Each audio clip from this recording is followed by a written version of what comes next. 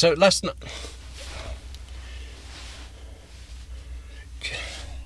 we're parked. Yellow car. Oh, fine, and I'm just supposed to wait. Okay, no, I'm not doing this quietly. Last night at midnight UK time, Apple released a whole new series of Macs, updated Macs, all faster, different colours, lots of nice things about them, and they also did it in a really quite interesting way, a writingly interesting way. Is that actually a word? It's just you and me. We're writers. We'll get it. Okay. There's a thing to talk about, just very briefly, about how Apple did what it did.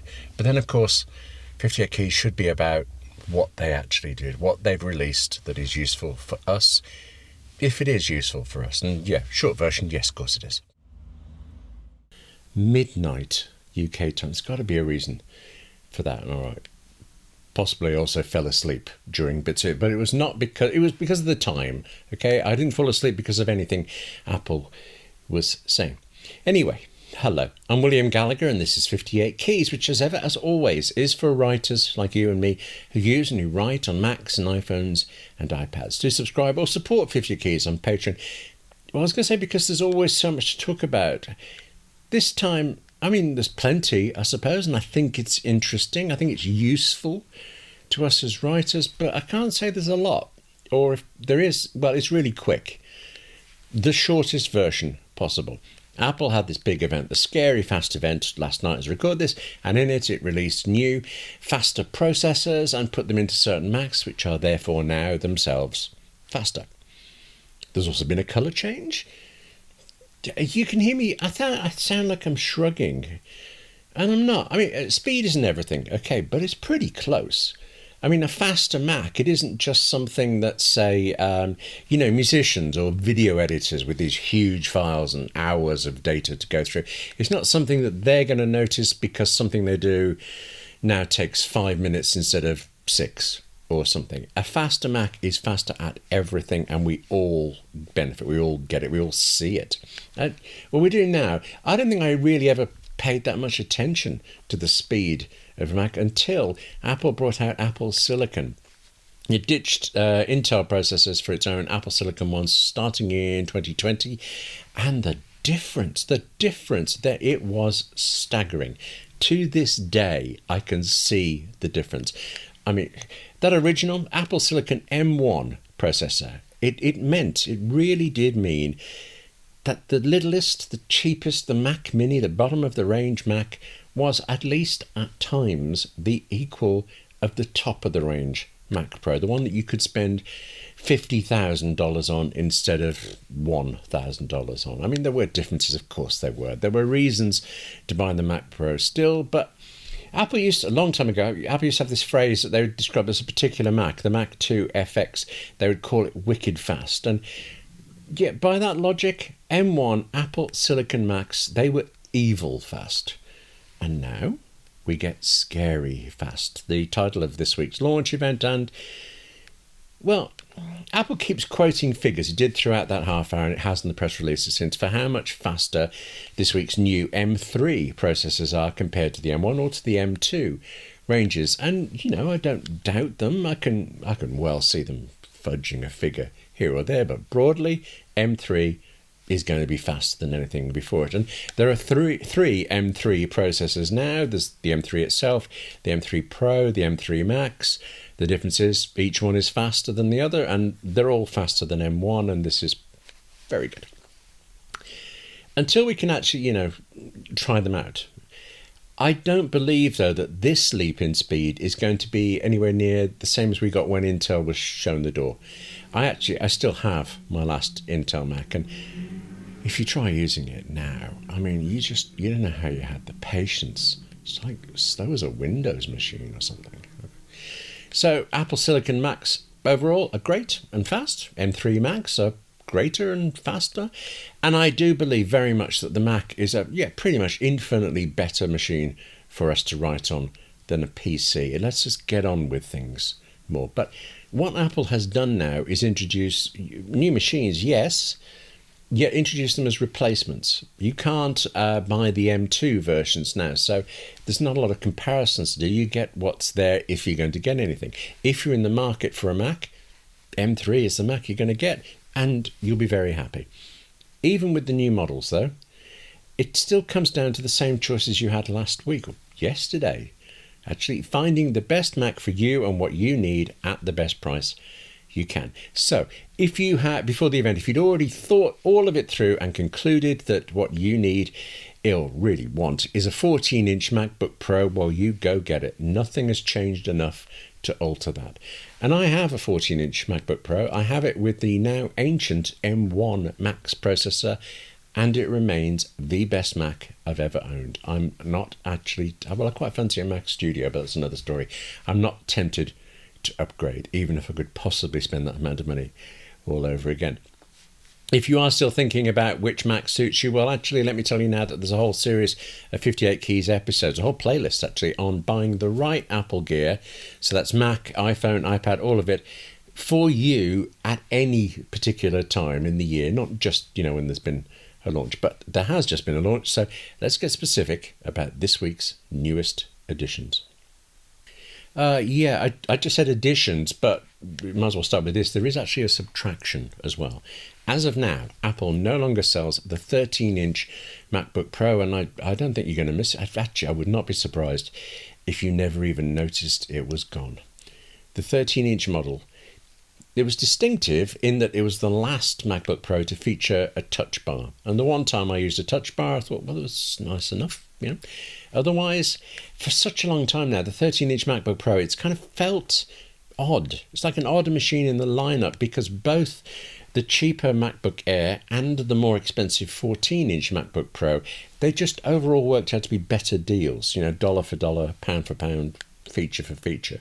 So now the 13 is gone, vaguely kiss it goodbye if you must. And what's here instead now is a new, updated 14-inch MacBook Pro, which comes with your choice, or your bank account's choice, of each of the 3 new M3 processors. I think if you're comparing the base M3 processor, you can actually make a really strong case now that the 15-inch MacBook Air is like the sweet spot in the whole range of Apple's laptops for price and features. But actually, maybe Apple thinks that too, because as well as updating the processor, it's also lowered the price of the 14-inch MacBook Pro, or at least it has the base model, the cheapest version. And it's had quite a significant drop. It's selling now for $1,600 instead of $2,000. I used to be absolutely certain actually that the 14-inch model was the ideal size for us as writers. The 13-inch ones I'd used, they seemed too small. And the 16-inch MacBook Pro, that's a sailboat. For a device that you can write anything on and take anywhere, anytime, really got a lot of work done. Well, iPads are pretty good too, but the 14-incher, that was the MacBook for me. So much so that if I were buying now, I'm almost certain that's what I'd go for. But again, the 15-inch MacBook Air with M2 from $1,300 instead, that is tempting. One more thing, though, to say about the 14-inch. Well, no, actually, let me hold that for a second and let me come back to it. Since I did just insult the 16-inch MacBook Pro by calling it a sailboat thing, let me add that it starts at $2,500. It's a sailboat. It costs $2,500. Did I just kill it for you? I know we're writers, right? And so in theory, we don't need the big screen of something like the 16-inch MacBook Pro. We just need enough to see what we're typing. Those typewriters, weren't they? Kind of when typewriters were on the way out and typewriter manufacturers were desperate to keep us using them.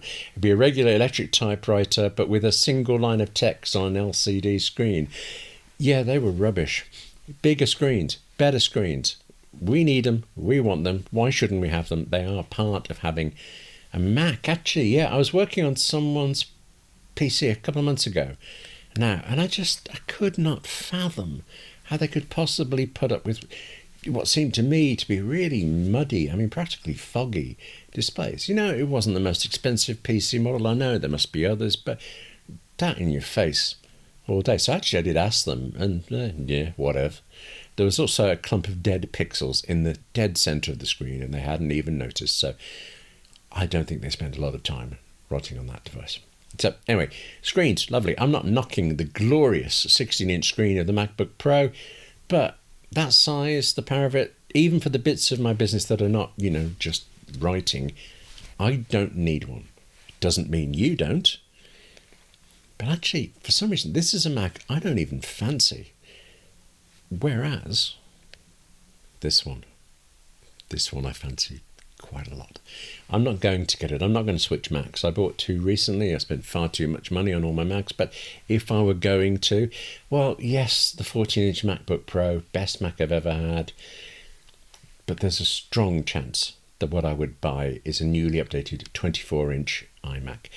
It is actually exactly the same as the 2021 model, except that it has an M3 processor in it now instead of an M1, so it's faster. It's reportedly noticeably faster. It does only have the base M3, not the M3 Pro or the M3 Max that are to some extent even faster each. But for $1,300 you get a desktop Mac that's fast, and you get it with an absolutely gorgeous 24-inch screen. Now, I have a very big wide monitor connected to my Mac Mini in my office, but the resolution of it is pretty low. The crispness isn't there. So I do fancy the new 24-inch iMac, just as actually yesterday I fancied the old one. Yeah. How's this? If you know that you are chiefly going to be working and writing at your Mac in one place, your home, your office, any one place most of the time, the iMac is always going to be better value for you. It is always the case. Desktop computers are cheaper than laptops, and they're more powerful than laptops for the price, because they can be, because they have the room for these components. Although you look at the ludicrously slim iMac and you do wonder how they get anything in there. But that was it for the new Mac updates at the Scary Fast event, or very nearly. Okay, there's a new colour in town too. The 14-inch and 16-inch MacBook Pro models can now be bought in space grey instead of silver, and never knock a colour option. If it were the MacBook Pro, I'd be buying that space grey one. I used to have this black PowerBook, a PowerBook G3, I think it was, and I thought it looked so good. Yeah, until I got it out of my bag at BBC News one morning and found I had cracked the screen right down the middle.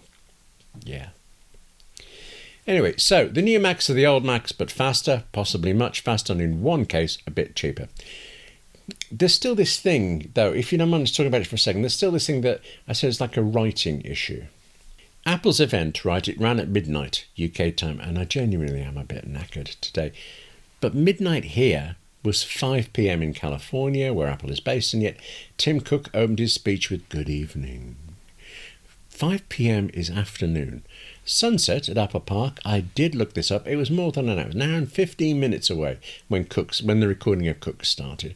But the whole event was played out as if this were late at night, as if it were all Halloween, spooky. And it wasn't, was it?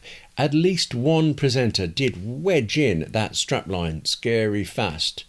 Yeah, but otherwise, well, right, there was the odd bit of fog, the odd bat. There's a lot of shrugging. Before the event, though, that 5 p.m. alone, that 5 p.m. start, just that fact started off such a lot of speculation. It turns out, I didn't realise this, and I've been there, 5 p.m. Pacific is 9 a.m. in Tokyo. So, did this mean that there was going to be some live Japanese tie-up? No. As it turns out, no. Did it mean there was something special about gaming? Well, actually, I didn't really understand that rumour at all, because I'm not a gamer, but anyway, it didn't happen, or it probably didn't happen. It's games. I might have just zoned out. Anyway, I'm pleased about something, though. I wrote an article on Apple Insider talking about there was the time change and various other little oddities that I said could hint at all sorts of things, but remember Occam's razor.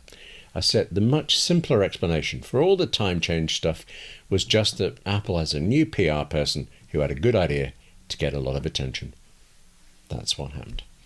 At half midnight, when I was nodding off, I did think Apple could have just emailed us all about the new releases, but if it wasn't scary, if there wasn't a lot new to say, that doesn't mean in any way that these new releases are anything but excellent. I kind of wish I was in the market for them, and if you are, it's a very good time to buy. I do think it is tremendous, right, that as writers, we now get what seemed to me to be ludicrously powerful iMacs and MacBooks Pro, and we get them in different colours. What more could you want? Cheaper prices. Anyway, listen, that's it for this 58 Keys edition. This 58 Keys Scary Fast special that I'm sure was no more scary and not particularly faster than Apple's event. And less scary, unless you configure a MacBook Pro and you see how much money you could spend. That could be getting towards horrific, but let's not dwell. Instead, thank you very much for listening. Now take care of yourself. Write more, and I'll see you soon.